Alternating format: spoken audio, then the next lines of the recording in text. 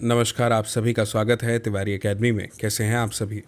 मुझे उम्मीद है कि स्वस्थ होंगे, मस्त होंगे, बेहतरीन होंगे और खूब सारे मज़े कर रहे होंगे। आज हम क्या बात करने वाले हैं? आज हम बात करने वाले हैं कक्षा 6 के लिए गणित के अध्याय 3 की, जिसका शीर्षक है संख्याओं के साथ खेलना। इसकी ये प्रश्नावली 3.1 है और संख्याओं के साथ खेलते हुए हम पहुंचते हैं सबसे पहले प्रश्नावली 3.1 के पहले प्रश्न पर, जो है कि निम्नलिखित संख्याओं के सभी गुणनखंड लिखिए। हमें जितनी भी संख्याएं यहाँ पे दी हैं, जितनी भी क्यों कितनी दी है, हमें 9 दी हैं। इन 9 संख्याओं के हमें सारे के सारे गुणनखंड यहाँ पर लिखना है।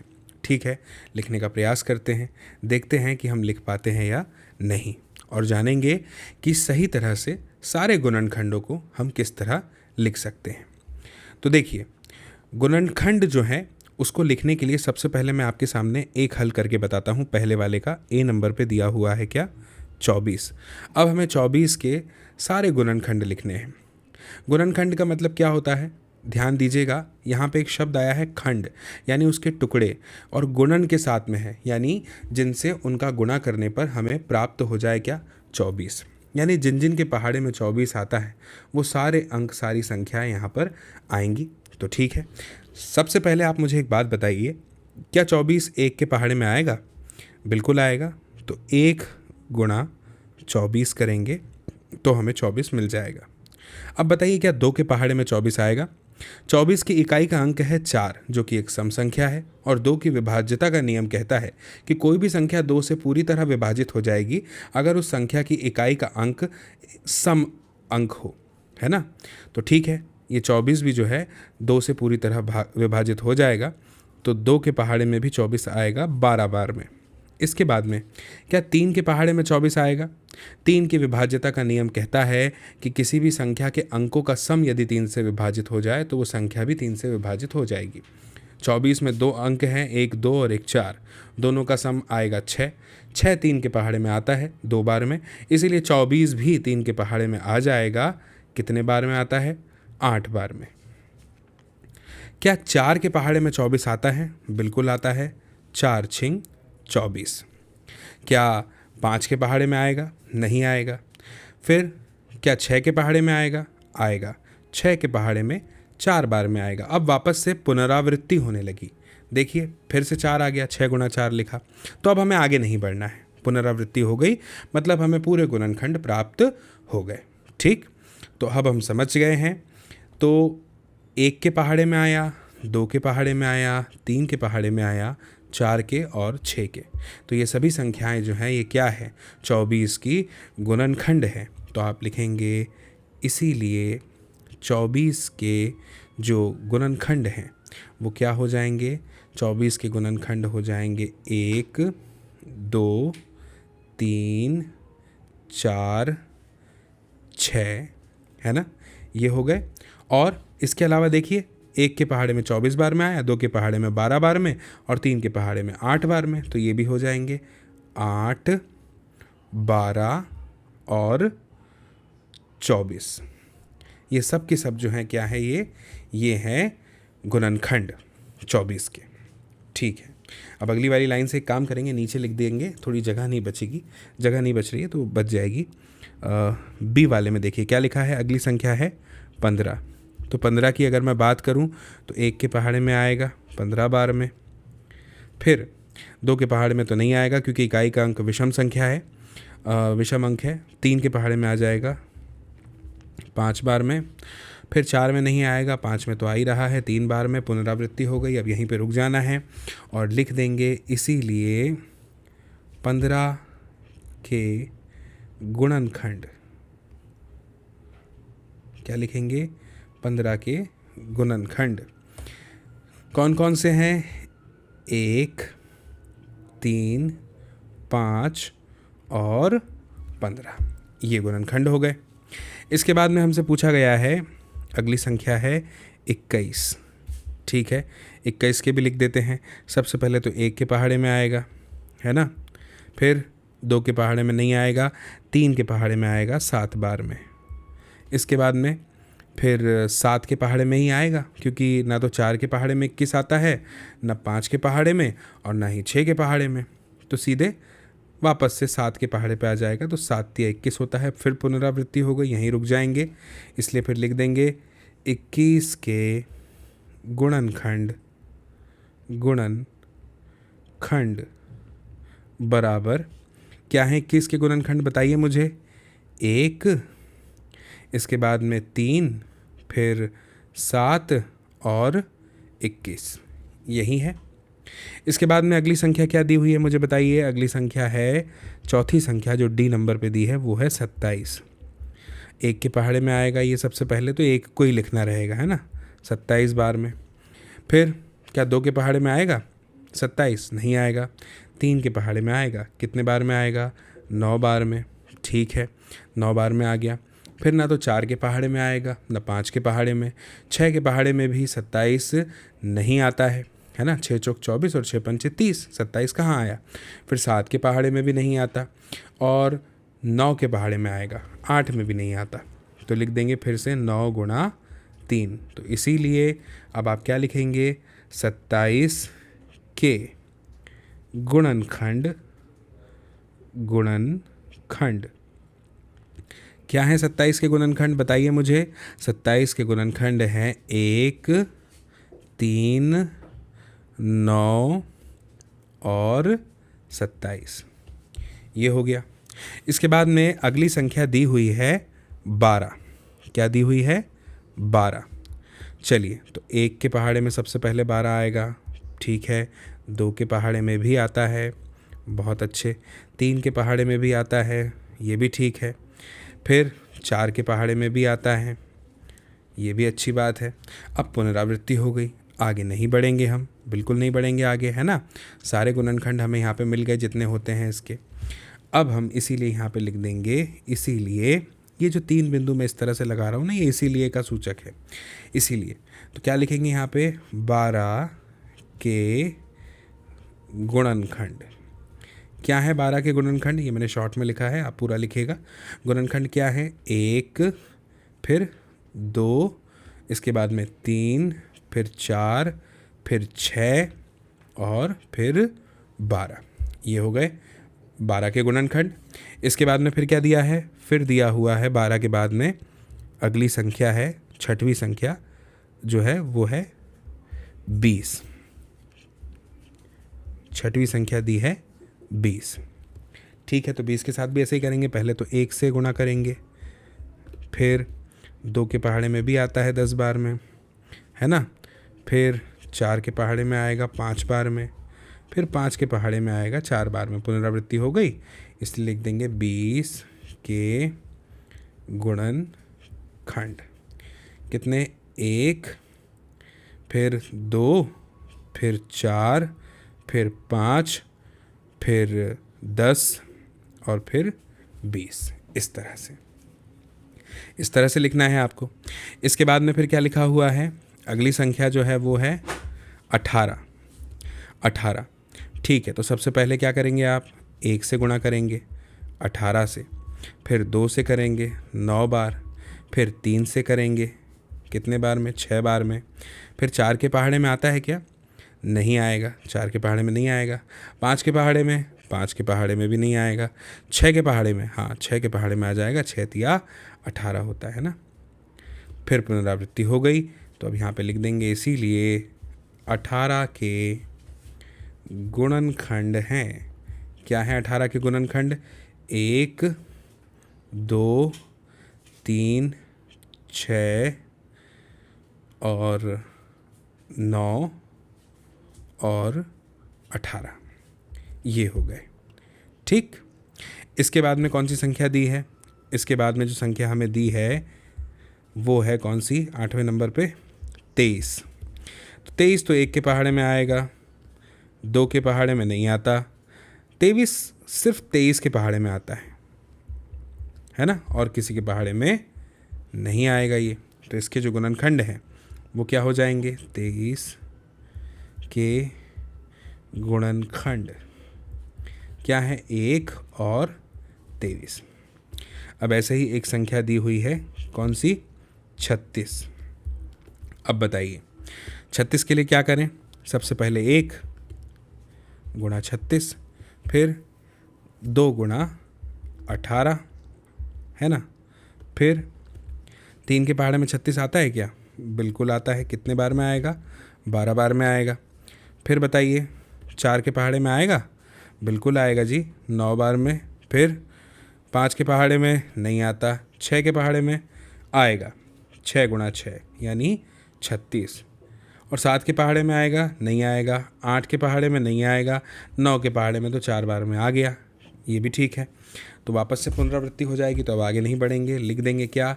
लिख देंगे इसीलिए 36 के गुणनखंड हैं। क्या है 36 के गुणनखंड बताइएगा मुझे। 1 है, 2 है, 3 है, 4 है, 6 है, 9 है, 12 है, 18 है और खुद 36 है। ठीक, तो ये हो गया हमारा प्रश्न क्रमांक 1 का पूरा हल। अब आते हैं प्रश्न क्रमांक 2 में। तो अब बताइए प्रश्न क्रमांक 2 हमारे सामने क्या लिखा हुआ है। भाई प्रश्न क्रमांक 2 में हमारे सामने लिखा है निम्न संख्याओं के प्रथम 5 गुणज लिखिए। ये जो संख्याएं दी हुई हैं इनके हमें प्रथम 5 गुणज लिखने हैं। ठीक है, तो कैसे लिखेंगे देखिए मैं आपको बताता हूँ। प्रथम 5 लिखने हैं, गुणज मतलब कुछ नहीं, पहाड़ा लिखना होता है। तो कैसे लिखेंगे? जैसे सबसे पहले मैं लिखता हूँ ए नंबर पे, 1 मिनट, ए नंबर पे लिखा मैंने 5। अब इसके गुणज लिखने हैं, तो 5 गुणा 1 बराबर कितना आएगा? 5। 5 गुणा 2 बराबर कितना आएगा? 10। 5 गुणा 3 बराबर कितना आएगा? 15 है ना। फिर 5 गुणा 4 बराबर कितना आएगा? 20। और 5 गुणा 5 बराबर कितना आ गया? 25। ये हो गए 5 के प्रथम 5 गुणज। तो इसको क्या लिख देंगे? अतः, देखिए मैं पहले प्रश्न में लिख रहा हूँ, ये आपको हर प्रश्न में लिखना है। अतः, एक काम कीजिए, अतः मत लिखिए इसलिए के बाद में, अगर इसलिए का चिन्ह लगा दिया तो फिर अतः नहीं लिखिएगा। इसीलिए 5 के प्रथम 5, पूरी तरह से उत्तर लिखेंगे तो पूरे अंक मिलेंगे। 5 गुणज क्या है? 5, 10, 15, 20 और 25। ठीक है, इसके बाद में दूसरा है क्या? 8। तो 8 के भी कैसे लिखेंगे? 8 गुणा 1 बराबर 8। 8 गुणा 2 बराबर 16। 8 गुणा 3 बराबर 24। 8 गुणा 4 बराबर 32 और 8 गुणा 5 बराबर 40। ठीक, तो जब 40 आ गया तो क्या लिखेंगे? इसीलिए 8 के प्रथम 5 गुणज क्या है? 8, 16, 24, 32, 40। ठीक, और तीसरा क्या दिया हुआ है सी नंबर पे? 9। 9 गुणा 1 करेंगे तो 9। 9 गुणा 2 करेंगे तो 18। 9 गुणा 3 करेंगे तो 27। 9 गुणा 4 करेंगे तो 36 और 9 गुणा 5 करेंगे तो 45। तो क्या लिखेंगे? इसीलिए 9 के प्रथम 5 गुणज बराबर 9, 18, 27, 36 और 45 है। ठीक है, प्रश्न क्रमांक 2 भी हो गया। अब आगे हमारे सामने क्या? प्रश्न क्रमांक 3।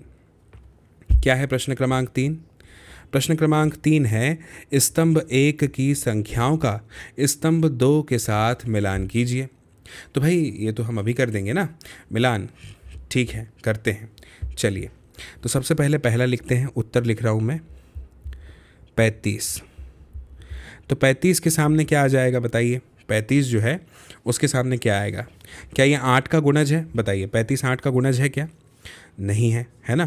क्या 7 का गुणज है? बिल्कुल है। 7 के पहाड़े में 35 आता है, तो हम यहाँ पे लिख देंगे क्या? हम यहाँ पे लिख देंगे 7 का गुणज। ब्रैकेट में ये भी लिख देता हूँ कि कौन से नंबर का है, बी। सही उत्तर लिख रहा हूँ मैं सही जोड़ी के आपके सामने। दूसरा है 15।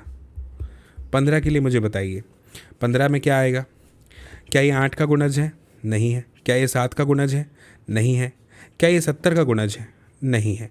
क्या ये 30 का गुणनखंड है? बिल्कुल है, 30 का गुणनखंड है।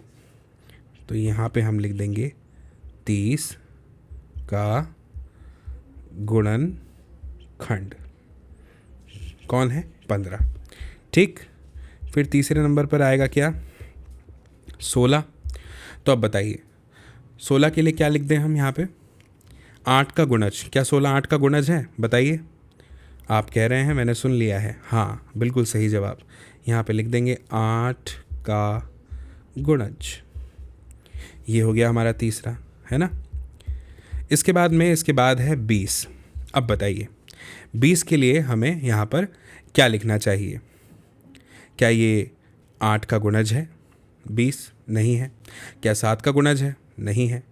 क्या 70 का गुणज है? 70 का भी ये गुणज नहीं है। क्या ये 30 का गुणनखंड है? 30 का भी गुणनखंड नहीं है। क्या ये 50 का गुणनखंड है? नहीं, ये 50 का भी गुणनखंड नहीं है।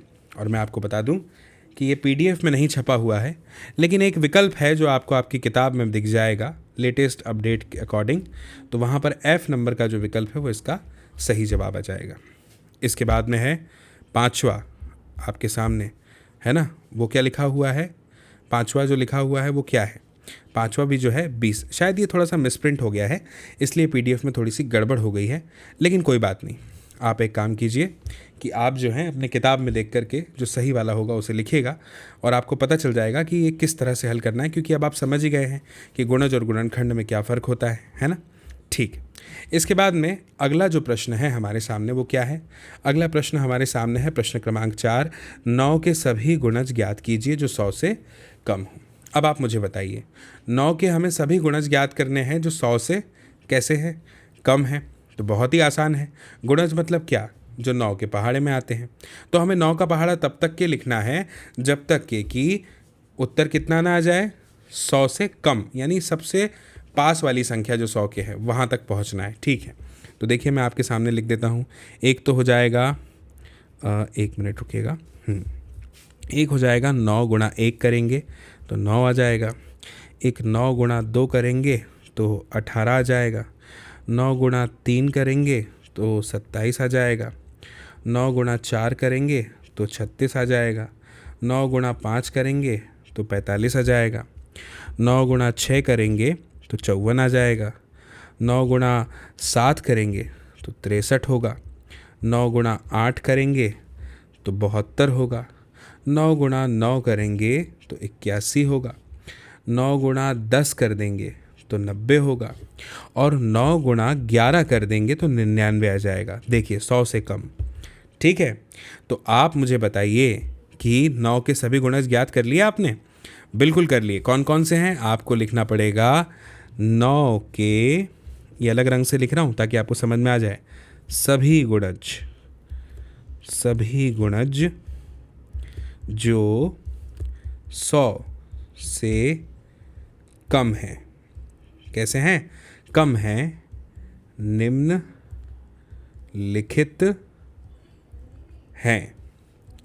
हैं, है ना। कौन कौन से हैं? क्या लिखेंगे आप? 9, 1 मिनट, 9, 18, 27, 36, 45, 54, 63, 72, 81, 90 और 99। ये आपका फाइनल क्या हो गया? उत्तर हो गया। तो मुझे उम्मीद है कि आपको ये वीडियो ज़रूर समझ में आया होगा, सारे गणित समझ में आए होंगे बहुत अच्छे से, और ये वीडियो आपको पसंद भी आया होगा। अगर पसंद आया है तो एक बार लाइक कीजिए, नहीं पसंद आया है तो 2 बार डिसलाइक कीजिए। अपने सभी दोस्तों, मित्रों, साथियों, सहपाठियों, परिजनों के साथ इस वीडियो की लिंक को ज़रूर शेयर कीजिएगा ताकि वे लोग भी देख पाएँ, समझ पाएँ इस जानकारी को। बाकी मेरी फिर आपसे जल्दी मुलाकात होगी अगले नए अध्याय के साथ, अगले नए वीडियो में, और तब तक के लिए आप सभी को मेरा नमस्कार।